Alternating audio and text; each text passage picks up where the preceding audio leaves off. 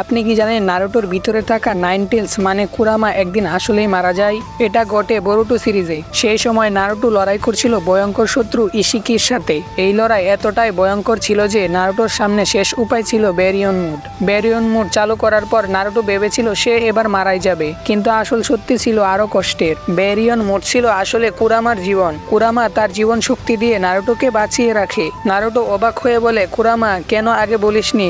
Baryon mood তোর জীবন শক্তি, তুই আগে বললে আমি অন্য কোনো উপায় খুঁজতাম। আর কুরামা তখন শান্ত গলায় উত্তর দেয়, ব্যারিয়ন মুড ছাড়া আর কোনো উপায় ছিল না, শুধু আমি সত্যিটা গোপন করেছি। আমি তোর সবচেয়ে কাছের বন্ধু হয়েছি, আর এবার তোর জন্যই বিদায় নিচ্ছি। নারুটো কাঁদতে কাঁদতে বলে, কুরামা প্লিজ যাস না। কিন্তু কুরামা শান্তভাবে উত্তর দেয়, এবার থেকে একাই লড়বি, বিদায় নারুটো।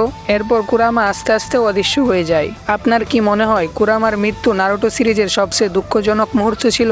রঙের শেষ ফোঁটাটা অব্দি পরিষ্কার করবে, হ্যাঁ, তারপর বাড়ি যেতে দেবো। বই গেছে, আমার বাড়িতে আমার জন্য অপেক্ষা করার মতো কেউই নেই।